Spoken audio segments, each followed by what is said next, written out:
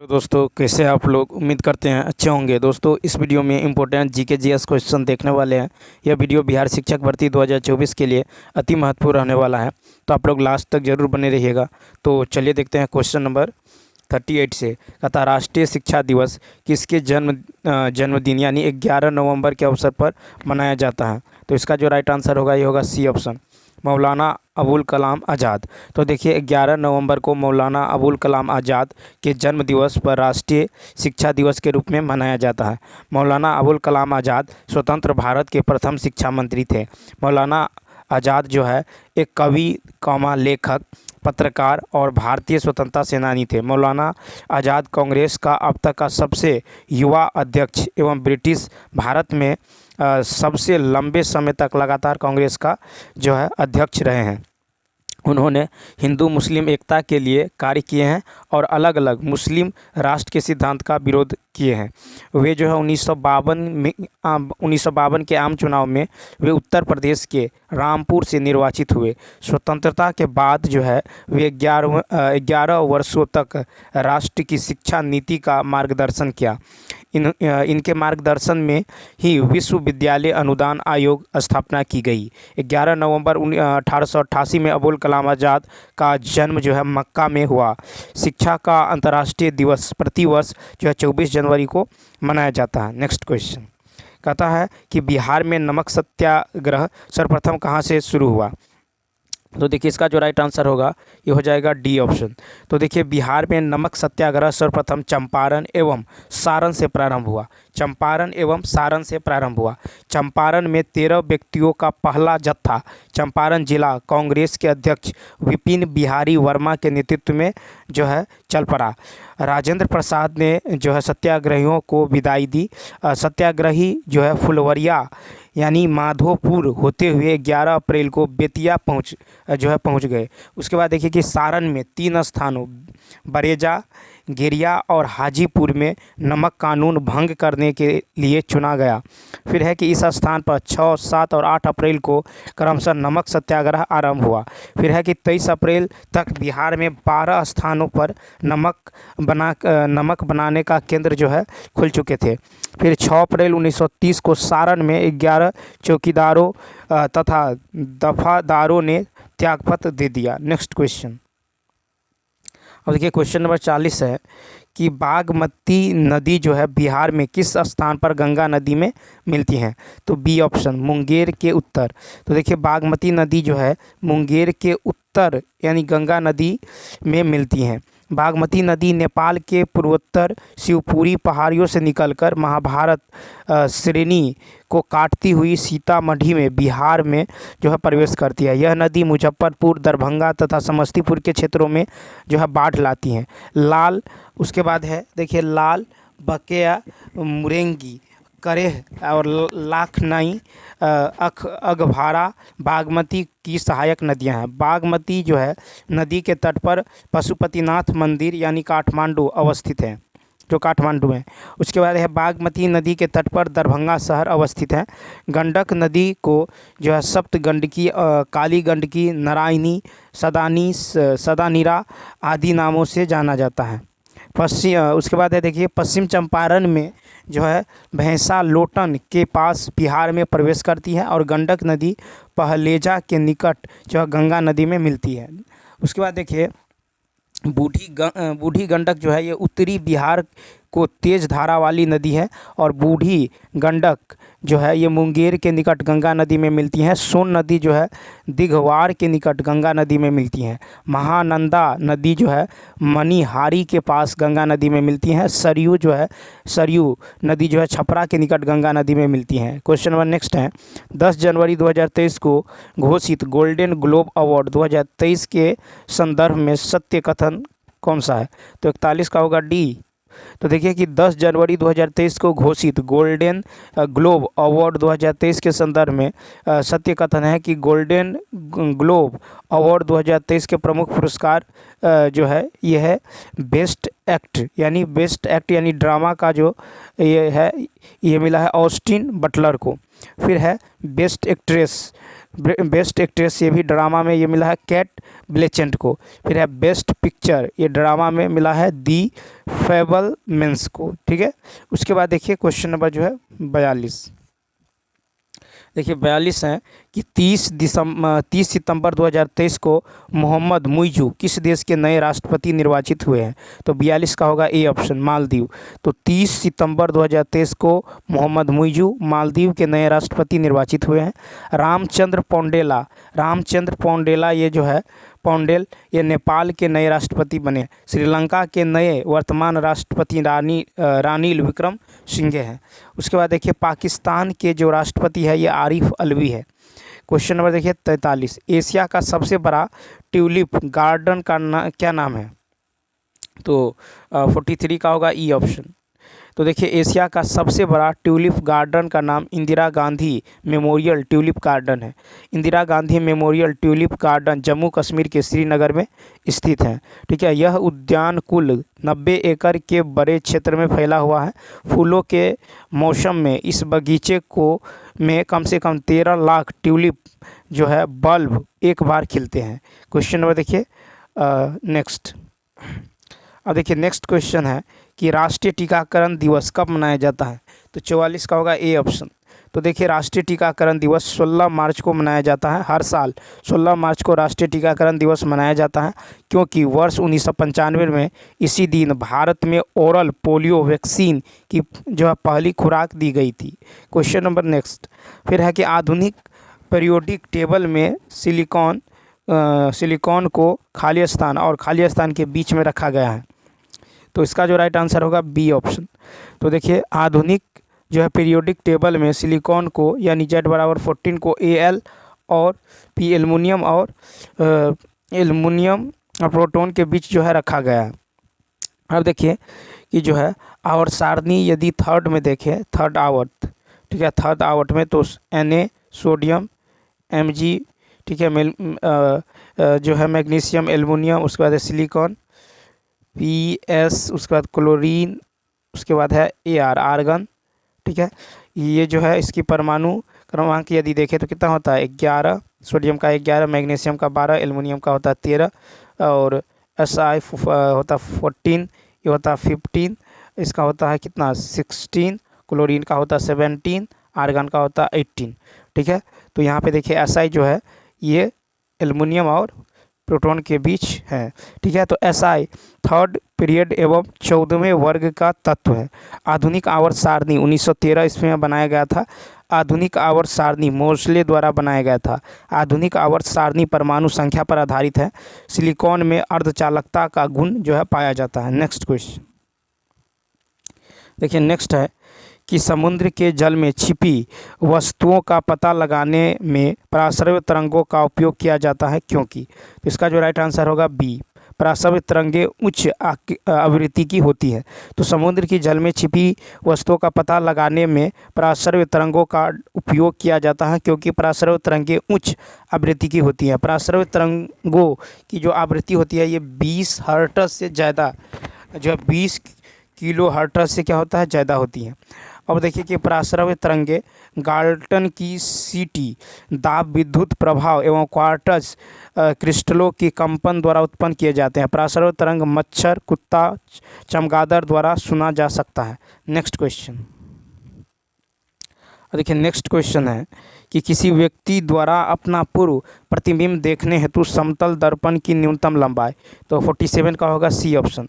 तो देखिए किसी व्यक्ति द्वारा अपना पूर्ण प्रतिबिंब देखने हेतु समतल दर्पण की न्यूनतम लंबाई व्यक्ति की लंबाई की आधी होना चाहिए। समतल दर्पण किसी वस्तु द्वारा प्रतिबिंब दर्पण के पीछे उतनी ही दूरी पर बनती है जितनी दूरी पर वस्तु दर्पण के सामने रखी जाती है। फिर देखिए समतल दर्पण द्वारा बना प्रतिबिंब काल्पनिक वस्तु के बराबर एवं पार्श्व यानी उल्टा होता है। ठीक है, समतल द्वारा बना प्रतिबिंब काल्पनिक वस्तु के बराबर एवं पार्श्व उल्टा होता है। फिर देखिए नेक्स्ट क्वेश्चन, फिर है क्वेश्चन नंबर जो है 48। कहता है कि श्लेष्मा झिल्ली की सूजन को खाली स्थान कहा जाता है। तो ए ऑप्शन। तो देखिए कि श्लेष्मा झिल्ली कि सूजन को जो है ब्रोंकाइटिस कहा जाता है। ब्रोंकाइटिस को श्वास नली प्रभावित करता है। हेपेटाइटिस विषाणु जनित रोग है, यह यकृत की कोशिकाओं को प्रभावित करता है। उसके बाद आई राइटिस आँख के मध्य झिल्ली में सूजन के कारण उत्पन्न होता है। उसके बाद है ग्रे स्ट्राइटिस जो है ये आमाशय के भीतर दीवार में सूजन के कारण उत्पन्न होता है। नेक्स्ट क्वेश्चन, अब देखिए नेक्स्ट क्वेश्चन है कि परिपथ में धारा है, तो यहाँ जो है आपको धारा निकालना है।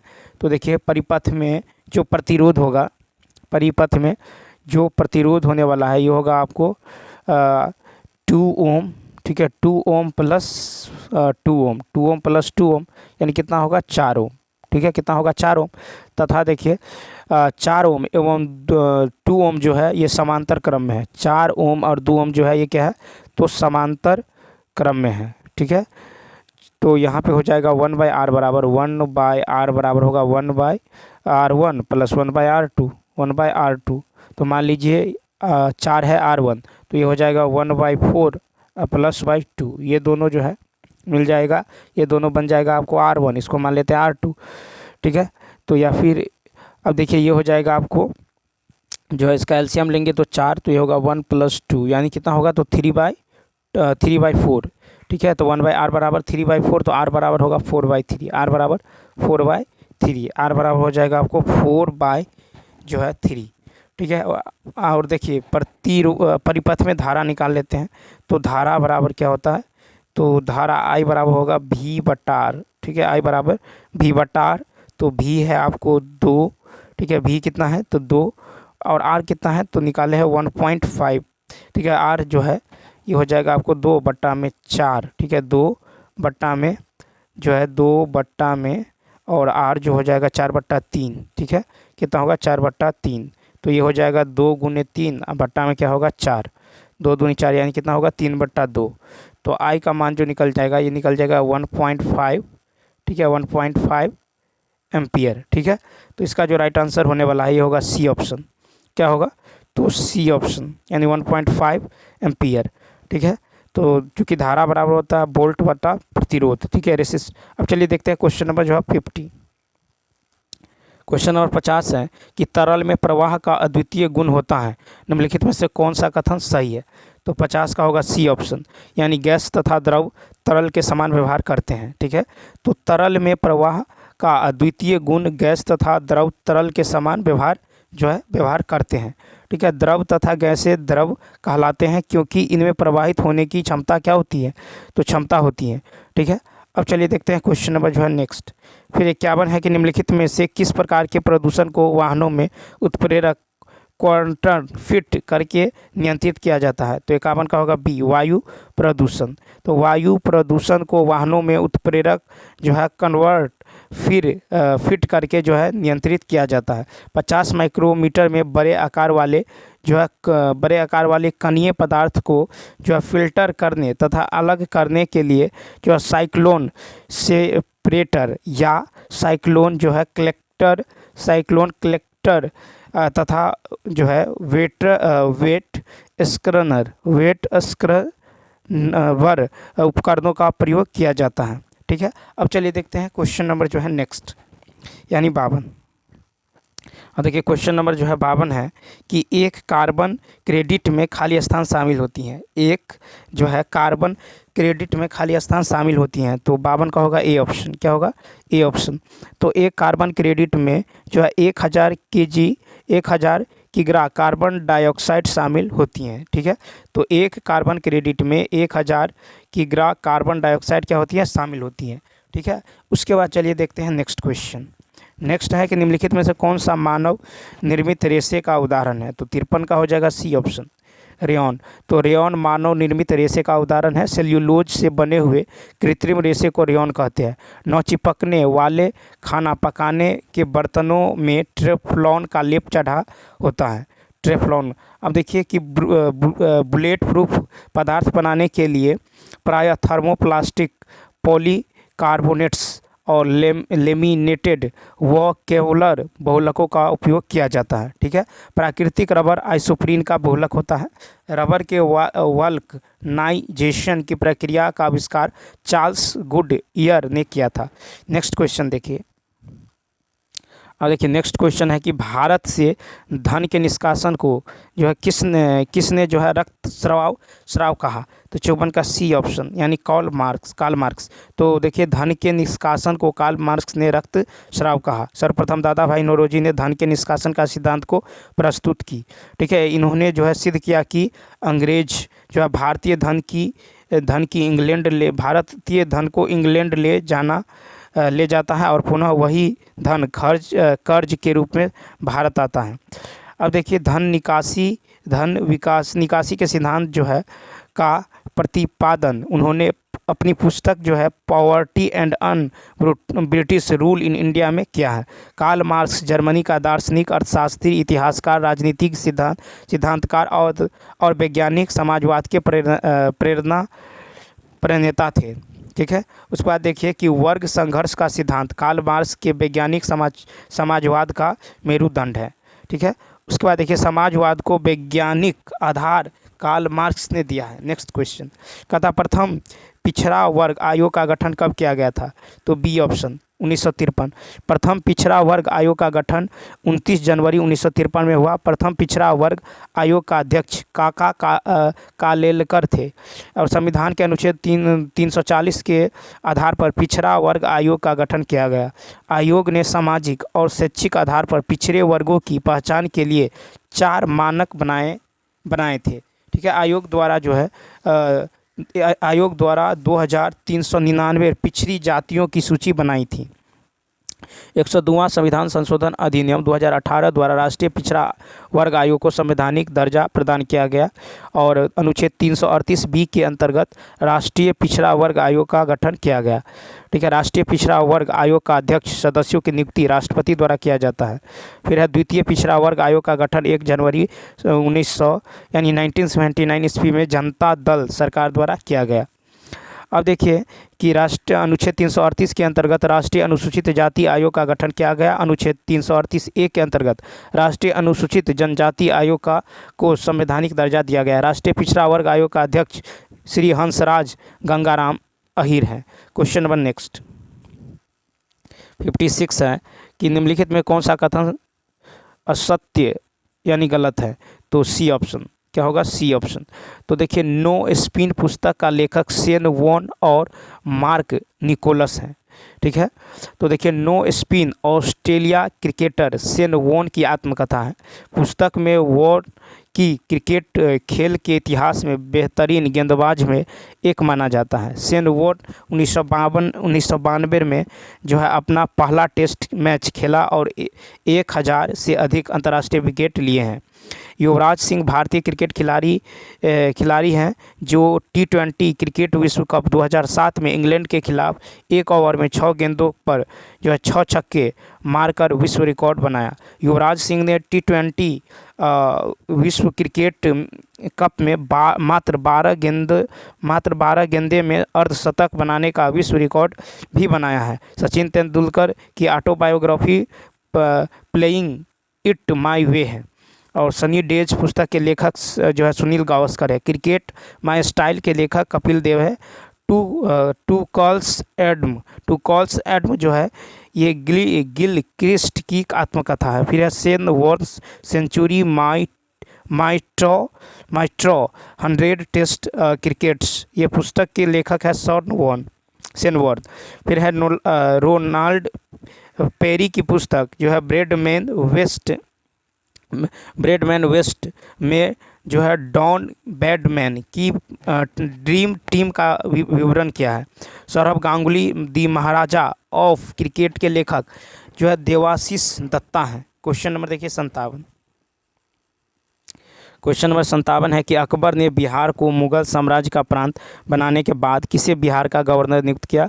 तो बी ऑप्शन यानी मुनीम खान को। तो अकबर ने बिहार के प्रांत को दर्जा देने के बाद जो है खानम मुनीम खान को बिहार का गवर्नर नियुक्त किया है। ठीक है, अब देखिए कि सुलेमान का रानी मुग़ल सम्राट अकबर के प्रति सम्मान प्रकट करता रहा, ठीक है। और 1572 में सुलेमान खां करकानी का उत्तराधिकारी दाऊद खां करकानी का रानी ने अकबर के नाम पर जो है खुतबा पढ़ने और सिक्का जो है निकालने से इनकार कर दिया, ठीक है। अकबर ने बिहार पर अधिकार कर लिया और उसके बाद है मुजफ्फरपुर खां जो है 1575 से 80 को बिहार का गवर्नर नियुक्त किया गया। अब देखिए एक मिनट देखिए, क्वेश्चन नंबर जो है नेक्स्ट देख लेते हैं। क्वेश्चन नंबर नेक्स्ट, अब देखिए यहाँ पे है कि अकबर ने 1580 में बिहार को पूर्ण राज्य का दर्जा जो है दिया है। फिर राजा मान सिंह जो है 1587 से 94 तक बिहार के सबसे प्रसिद्ध गवर्नर थे। राजा मान सिंह ने रोहतास को अपनी राजधानी बनाया। फिर है कि मान सिंह के बाद जो है सैयद खान को मुग़ल जो है प्रांत पति बनाया गया, ठीक है। उसके बाद चलिए देखते हैं नेक्स्ट क्वेश्चन नंबर जो है 58 का था, मंत्रिमंडल शब्द निम्न में से संविधान के किस अनुच्छेद में निहित है? तो ए ऑप्शन अनुच्छेद 352, ठीक है। तो देखिए मंत्रिमंडल शब्द का प्रयोग जो है संविधान में केवल एक बार जो है अनुच्छेद 352 में हुआ है। 44वां संविधान संशोधन द्वारा मंत्रिमंडल शब्द को जोड़ा गया। 44वां संविधान संशोधन के द्वारा यह प्रावधान किया गया कि मंत्रिमंडल में लिखित सिफारिश पर ही राष्ट्रपति राष्ट्रीय आपातकाल की घोषणा जो है कर सकते हैं। 25 जून 1975 को राष्ट्रपति ने जो है आंतरिक आपातकाल की घोषणा की। 26 जून 1975 को मंत्रिमंडल ने आंतरिक आपातकाल का अनुमोदन किया। अनुच्छेद 74 में मंत्रिपरिषद शब्द का प्रयोग किया गया है। मंत्रिपरिषद का एक छोटा सा लेकिन महत्वपूर्ण अंग होता है। मंत्रिमंडल में केवल कैबिनेट मंत्री शामिल होता है और मंत्रिमंडल जो है मंत्रिपरिषद में कैबिनेट मंत्री, स्वतंत्र प्रभार के राज्य मंत्री तथा उप मंत्री शामिल होता है। मंत्रिपरिषद का गठन राष्ट्रपति के द्वारा किया जाता है। मंत्रिपरिषद के सदस्य सामूहिक रूप से लोकसभा के प्रति एवं व्यक्तिगत रूप से राष्ट्रपति के प्रति उत्तरदायी होता है। नेक्स्ट देखिए नेक्स्ट क्वेश्चन है कि काली मिट्टी में किस फसल की खेती सर्वाधिक उपयोगी? कपास। तो देखिए काली मिट्टी कपास की खेती के लिए सर्वाधिक उपयोगी होती हैं। बेसाल्ट चट्टान के टूटने से काली मिट्टी का निर्माण होता है। काली मिट्टियों को स्थानीय रूप में रेगूर या कपासी मिट्टी कहा जाता है। अंतर्राष्ट्रीय रूप से उष्णकटिबंधीय जो है चौरनोजम मिट्टी काली मिट्टी को कहा जाता है। भारत में इस मिट्टी का विस्तार लगभग 5.46 लाख वर्ग किलोमीटर है। काली मिट्टी कुल क्षेत्रफल का 15.2% भू क्षेत्र में फैला हुआ है, ठीक है। काली मिट्टी का जो है काला रंग ये टिटेनीफेरस मैग्नेटाइट तथा जीवांश की उपस्थिति के कारण होता है। मृदा का अध्ययन पेडोलॉजी जो है में किया जाता है, ठीक है। मृदा का अध्ययन पेडोलॉजी में किया जाता है। नेक्स्ट क्वेश्चन देखिए, इसी में कुछ देख लीजिए कि चूना का प्रयोग कर लाल मिट्टी की उर्वरकता शक्ति बढ़ाई जाती है। सफ़ेद लेटेराइट मिट्टी में उर्वरकता सबसे कम होती है। सफ़ेद लेटेराइट का रंग जो है सफ़ेद केओलिन के कारण होता है। नेक्स्ट क्वेश्चन है कि भारतीय ब्रह्मा समाज के संस्थापक थे। तो भारतीय ब्रह्मा समाज के संस्थापक केशव चंद्र सेन थे, यानी बी ऑप्शन। भारतीय ब्रह्मा समाज के संस्थापक केशव चंद्र सेन थे। केशव चंद्र सेन ने 1865 से 66 ईस्वी में आदि ब्रह्मा समाज की स्थापना कलकत्ता में किए, ठीक है। और देखिए 1878 में केशव चंद्र सेन द्वारा जो है 13 वर्षीय पुत्री का विवाह जो है कुछ विहार के महाराजा के साथ वैदिक रीति रिवाज के अनुसार करने के कारण इस समाज में विभाजन हो गया। इस कारण केशव चंद्र सेन के विरोध में 1878 में साधारण ब्रह्मा समाज की स्थापना जो है कर लिया। फिर देखिए कि केशव चंद्र सेन एवं देवेंद्र नाथ टैगोर ने राजा राम मोहन राय के द्वारा स्थापित ब्रह्मा समाज को काफ़ी जो है लोकप्रिय बनाए, ठीक है। ब्रह्मा समाज का प्रथम विभाजन 1865 में हुआ, ठीक है। अब देखिए साधारण ब्रह्मा समाज के प्रथम अध्यक्ष आनंद मोहन बोस थे। फिर है इंडियन रिफॉर्म एसोसिएशन की स्थापना के जो है केसी सेन ने किया है। फिर देखिए क्वेश्चन नंबर जो है 61 है। क्वेश्चन नंबर 61 है कि तिरहुत नहर का संबंध किस नदी से है? तो 61 का होगा सी ऑप्शन यानी गंडक से। तो देखिए तिरहुत नहर का संबंध गंडक नदी से है।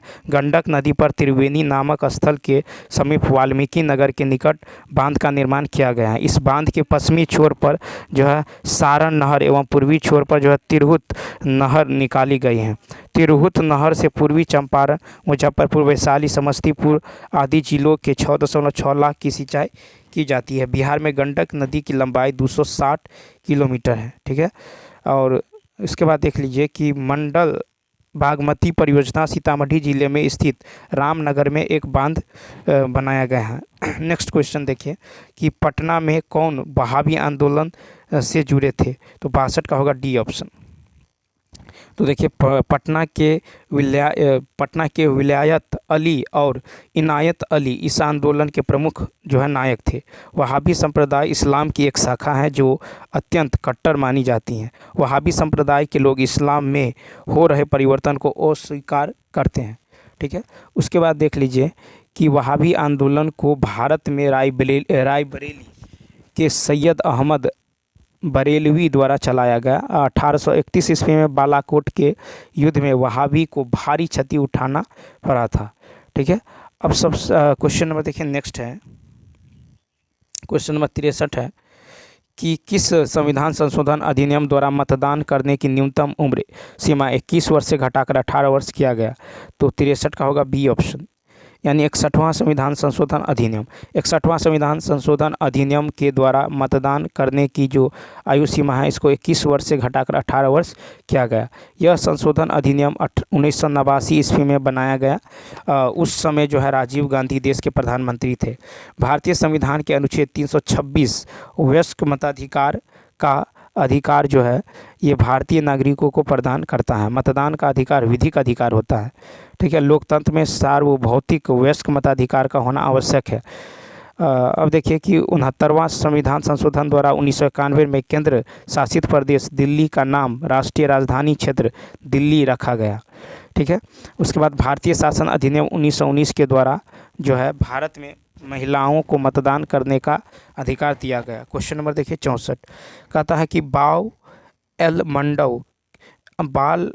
एल मंडौ किस किस को जोड़ती है? तो देखिए 64 का होगा ए ऑप्शन लाल सागर एवं अरब सागर। लाल सागर एवं जो है अरब सागर को बाव अल मंडव जो है आपस में जोड़ती हैं। बाव अल मंडव यमन एवं जिबूती को अलग करती हैं। ठीक है, उसके बाद देखिए कि लाल सागर एवं भूमध्य सागर को स्वेज नहर मार्ग जोड़ता है। ठीक है, उसके बाद जिब्राल्टर को भूमध्य सागर की कुंजी कहा जाता है। ठीक है, क्वेश्चन नंबर देखिए 65। क्वेश्चन नंबर 65 है कि मोरक्को के यात्री इब्न बतूता का वृत्तांत किस रूप में जाना जाता है? 65 का होगा ए ऑप्शन यानी रेहला। तो देखिए मोरक्को यात्री इब्न बतूता का यात्रा वृत्तांत रेहला है। और मोरक्को यात्री इब्न बतूता मोहम्मद बिन तुगलक के काल में भारत आया। इब्न बतूता को तुगलक ने दिल्ली के काजी नियुक्त किया। अपने युग में यह सबसे लंबा भ्रमण करने वाला यात्री था। फिर सर्वप्रथम जो है यह दमिश्क और फिलिस्तीन होते हुए मक्का जो है पहुंचा। मक्का के बाद यह जो है दशक ईरान की यात्रा किया है।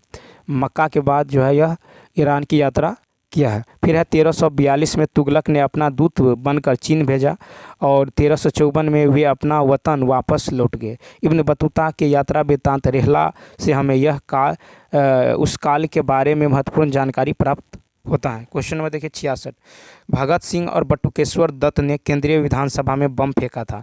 तो 66 का ए ऑप्शन यानी 8 अप्रैल 1929 को। तो देखिए कि भगत सिंह और बटुकेश्वर दत्त ने केंद्रीय विधानसभा में 8 अप्रैल 1929 को बम जो है फेंका था। केंद्रीय विधायिका मंडल में सार्वजनिक सुरक्षा विधेयक और व्यापार विवाद विधेयक पर बहस चली थी। बम जो है फेंक कर वे दोनों स्वेच्छा से गिरफ्तारी दे दी। गिरफ्तारी के बाद भगत सिंह और बटुकेश्वर पर पैनल कोर्ट में मुकदमा चला। ठीक है, मुकदमे के दौरान जो है सरदार भगत सिंह ने अपनी पैरवी खुद करने की मांग जो है की थी। अब देखिए भगत सिंह सुखदेव एवं राजगुरु को जो है सॉन्डर्स हत्याकांड के आरोप में 23 मार्च 1931 को जो है फांसी दी गई। ठीक है, उसके बाद देखिए भगत सिंह ने इस दौरान जो है इनकलाब जिंदाबाद नारा को लोकप्रिय बनाया। नेक्स्ट क्वेश्चन नेक्स्ट क्वेश्चन है कि निम्नलिखित में से कौन एक मृतोपजीवी कवक है। 67 का होगा ए ऑप्शन, यानी पेनिसिलियम। तो देखिए कि पेनिसिलियम एक जो है क्या है, तो मृतोपजीवी जो है कवक है। ठीक है, क्या है, मृतोपजीवी कवक है पेनिसिलियम। पेनिसिलियम जो है एक मृतोपजीवी कवक है। फिर देखिए कि कवक की विशेषता है कि कवक नम, छायादार, गर्म प्रकार वाले स्थानों पर पाए जाते हैं। कवक परजीवी या मृतोपजीवी होते हैं। कवक की कोशिका भित्ति काइटिन की बनी होती है। कवक में पर्णहरित का अभाव होता है। अतः यह प्रकाश संश्लेषण नहीं कर पाते हैं। अलैंगिक जनन बीजाणु का द्वारा होता है। क्वेश्चन नंबर 68 है कि कौन सा एक जो है ठंडा महासागरीय धारा है। तो डी ऑप्शन। तो देखिए केनारी, हम्बोल्ट तथा ओयासियो एक ठंडी महासागरीय धारा है। ठीक है, उसके बाद देखिए जो है अगुल महासागरीय धारा जो है अगुल हास, ये जो है हिंद महासागर में है और ये गर्म जलधारा है। केनारी जो है ये अटलांटिक महासागर में ठंडी जलधारा है। हम्बोल्ट जो है प्रशांत महासागर में ठंडी जलधारा है। उसके बाद है कि ओयासियो या क्यूराइल ये प्रशांत महासागर है में, और ये जो है आपको ठंडी जलधारा है। ब्राज़ील जलधारा ये अटलांटिक महासागर में और ये गर्म जलधारा है। उसके बाद देखिए कि हरमिंजर जलधारा ये अटलांटिक महासागर में गर्म जलधारा। फिर है लेब्राडोर जलधारा ये अटलांटिक महासागर में ठंडी जलधारा। अलास्का जलधारा प्रशांत महासागर में गर्म जलधारा। नेक्स्ट देखिए कि पृथ्वी के घूर्णन के कारण जलधारा की दिशा प्रभावित होती है। ठीक है, उसके बाद है कि फेरल नियम के अनुसार जलधारा उत्तरी गोलार्ध में दाईं ओर और दक्षिणी गोलार्ध में बाईं ओर होती है। जलधारा को तापांतर तट की बनावट को प्रभावित करता है। नेक्स्ट क्वेश्चन देखिए 69। देखिए 69 है कि किसी खाद्य श्रृंखला में जो है ऊर्जा का औसतन कितने प्रतिशत भाग एक पोषी स्तर से दूसरे पोषी स्तर में अंतरित किया जाता है। तो ई ऑप्शन। तो देखिए कि पारिस्थितिकी तंत्र में ऊर्जा का स्थानांतरण एक दिशीय होता है। लिंडेमान ने 10% का नियम दिया था। ठीक है, लिंडेमान के अनुसार शाकाहारी जंतु उत्पादक की शुद्ध प्राथमिक उत्पादकता का 10% भाग जो है अपने में संचित या स्थिर करता है। फिर जब कोई मांसाहारी जंतु इस शाकाहारी जंतु को खाता है तो वह शाकाहारी की 10% ऊर्जा जो है संचित करता है। सागर पारिस्थितिकी तंत्र जो है सर्वाधिक स्थिर पारिस्थितिकी तंत्र होता है। ठीक है, अब देखिए क्वेश्चन नंबर जो है 70 कहता है प्राकृतिक रूप से मृत पशु को या किसी अन्य पशु द्वारा मारे गए पशु के शव को जब कोई अन्य पशु भक्षण करता है तो यह संबंध कहलाता है। तो 70 का होगा सी ऑप्शन। क्या होगा, सी ऑप्शन, यानी स्केवेजिंग। ठीक है, तो देखिए प्राकृतिक रूप से जो है मृत पशु को या किसी अन्य पशु द्वारा मारे गए पशु में शव को जब कोई पशु अन्य पशु भक्षण करता है तो यह संबंध जो स्केवेजिंग कहलाता है। ठीक है, अब चलिए देख लेते हैं जो है क्वेश्चन नंबर जो है इसमें थोड़ा मैथ भी है, तो चलिए देख लेते हैं मैथ क्वेश्चन जो है सॉल्व कर लेते हैं। यहाँ से देखिए क्वेश्चन नंबर जो है 31 से देखिए कहता है कि tan 30 degree plus tan 60 degree बट्टा में है cos 30 डिग्री, इसका मान जो है क्या होगा। तो 31 का यदि देखें क्वेश्चन नंबर 31, अब देखिए tan 30 डिग्री का मान कितना होता है। तो tan 30 डिग्री का मान होता है 1/√3। ठीक है, tan 30 डिग्री का मान होता है 1/√3 प्लस tan 60 का मान होता है √3 और cos 30 डिग्री का मान होता है जो sin 60 डिग्री का मान होता है यानी √3/2। ठीक है, इसको सॉल्व करेंगे तो ये हो जाएगा आपको कितना 8/3 यानी ये हो जाएगा बी ऑप्शन। नेक्स्ट क्वेश्चन देखिए कहता है एक वस्तु को 20% और 25% की क्रमिक छूट के बाद इतना रुपये में बेचा जाता है। तो यहाँ पे निकाल लेते हैं एकल छूट 20 + 25 - 20 × 25 बट्टा में क्या होगा 100। तो 20 × 5 = 100, 5 × 25 यानी ये हो जाएगा आपको कितना, तो ये हो जाएगा आपको 40%। कितना होगा 40%। ठीक है, 40%। अब देखिए 40% निकाल लेते हैं तो ये हो जाएगा 2 दूनी 4, 2 पंचे 10 यानी 2/5। कितना होगा 2/5। 2 जो है छूट है। ठीक है, और 5 क्या है तो अंकित मूल्य है। क्या है, अंकित मूल्य है। तो विक्रय मूल्य क्या होगा तो 5 - 2 यानी कितना तो 3। तो देखिए 3 यूनिट जो है किसके बराबर है 288 के बराबर। तो कहता है उस वस्तु का अंकित मूल्य यानी अंकित मूल क्या है, तो 5, तो 5 का क्या होगा, 5 यूनिट का मान होगा बट्टा में 3 गुने 5, ठीक है, बट्टा में 3 गुने में क्या होगा 5, यानी कितना होगा 480, 480, यानी इसका जो राइट आंसर होने वाला है ये होगा 32 का ई ऑप्शन। क्या होगा, तो ई ऑप्शन। नेक्स्ट क्वेश्चन देखिए 33 है कि ए अनुपात बी है इतना, तो कहता है 5a minus 3b ratio 4a minus 2b का मान क्या होगा। तो यहाँ पे यदि देखें तो देखिए 5a, तो 5 गुने a के जगह 5 ही रख लेते हैं, ठीक है, माइनस 3 b के जगह 7, फिर देखिए बटा में 4a, तो 4 इंटू 5 माइनस 2 इंटू 7, तो ये हो जाएगा 25 माइनस 21, तो कितना होगा 4, और नीचे में हो जाएगा वो 20 माइनस 14, यानी कितना होगा 6, तो 2 दूनी 4, 2 तिया 6, 2 अनुपात 3, यानी इसका जो राइट आंसर होगा डी ऑप्शन। ठीक है, अब चलिए देखते हैं 33 का होगा डी ऑप्शन। क्वेश्चन नंबर 33 का क्या होगा, डी ऑप्शन, यानी 2 अनुपात 3 या 4 अनुपात 6। अब क्वेश्चन नंबर देखिए 34 है कि एक जो है द्विघात समीकरण के मूल जो है -3 और 5 है, तो समीकरण ज्ञात करना है। तो देखिए समीकरण ज्ञात करने का जो सूत्र होता है ये होता है एक्स स्क्वायर माइनस मूलों का योग, एक्स स्क्वायर माइनस मूलों का योग इंटू एक्स प्लस मूलों का गुणनफल। तो यहाँ पे जो है मूल दे दिया गया है, तो होगा एक्स स्क्वायर, ठीक है, माइनस मूलों का योग, यानी -3 + 5 इंटू में एक्स, प्लस में क्या होगा -3 इंटू में 5, ये हो जाएगा एक्स स्क्वायर, और यहाँ पे होगा माइनस में 2x और माइनस में कितना होगा 15, तो एक्स स्क्वायर माइनस में 2x माइनस 15 बराबर 0, यानी 34 का होगा ए ऑप्शन। 34 का क्या होगा, ए ऑप्शन। नेक्स्ट क्वेश्चन देखिए 35, और 35 है कि किसी समद्विबाहु त्रिभुज का परिमाप जो है 544 मीटर तथा उसके प्रत्येक बराबर भुजा जो है आधार का 5/6 है। ठीक है, तो मान लीजिए जो है एक त्रिभुज है, ठीक है, ए बी सी है, ठीक है, और यहाँ पे दे दिया गया है बी सी जो है, बी सी कितना है, तो भुजा जो है प्रत्येक बराबर भुजा आधार का 5/6 है, यानी जो है ये हो जाएगा आपको ए बी सी यदि 6x है, बी सी क्या है 6x, ठीक है, बी सी जो हो जाएगा आपको कितना 6x, तो यहाँ पे जो है ए सी क्या होगा, तो 35 का यदि देखें तो ए सी हो जाएगा आपको 6x, यानी ए बी बराबर ए सी 6x इंटू 5/6, यानी कितना होगा 5x, ये हो जाएगा 5x, तो 5x, तो प्रश्न से परिमाप दिया है कितना 544, तो 5x + 6x, यानी ये हो जाएगा आपको कितना 544 के बराबर, तो x का मान कितना होगा 34, x का मान कितना होगा 34, तो बी सी का मान कितना होगा 6 गुने 34, यानी कितना होगा 204, ठीक है 204, और ए बी और ए सी का मान कितना होगा, तो ए बी ए सी का मान, ए बी और ए सी का जो मान होगा ये होगा 170, ठीक है।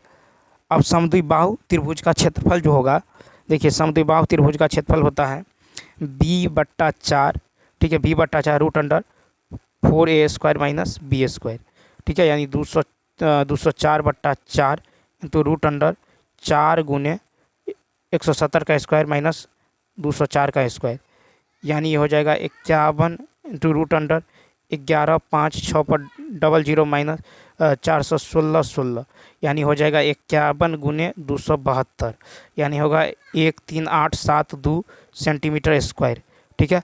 तो इसका जो राइट आंसर होगा 35 का सी, 35 का होगा सी ऑप्शन, ठीक है। अब चलिए देखते हैं नेक्स्ट क्वेश्चन नंबर 36 है कि क्वेश्चन नंबर 36 है त्रिभुज ए बी सी में जो है बी ई और सी एफ माध्यिकाएँ हैं, ठीक है, 20। अब देखिए यहाँ पे इस तरह से दे दिया गया है, ठीक है, तो यहाँ पे मान लेते हैं ए बी और सी, ठीक है, ए बी सी, तो यहाँ से जो है परपेंडिकुलर यहाँ पे ई है, ठीक है, फिर यहाँ से देखिए मान लेते हैं कि सी और यहाँ पे मान लीजिए यहाँ पे क्या है जी है, ठीक है, यहाँ पे जी है और यहाँ पे बी सी है, तो ए त्रिभुज ए बी सी में बी ई और सी एफ जो है माध्यिकाएँ हैं, एक दूसरे को समकोण पर काटती हैं, ठीक है। यदि ए बी 20 है, ए बी कितना है 20 है, और ए सी कितना है 15 है, ए बी 20 ए सी 15, और बी सी की लंबाई कह रहा है, बी सी की लंबाई क्या होगा, तो देखिए यहाँ पे जो हो जाएगा 5bc² बराबर होगा ए बी स्क्वायर जोड़ ए सी स्क्वायर, ठीक है, यानी 5bc² बराबर 20² जोड़ 15², यानी 5BC² बराबर होगा 400 प्लस कितना होगा 225। ठीक है, तो BC का मान निकल जाएगा कितना 5√5, 5√5 यानी B option, B option. Next question.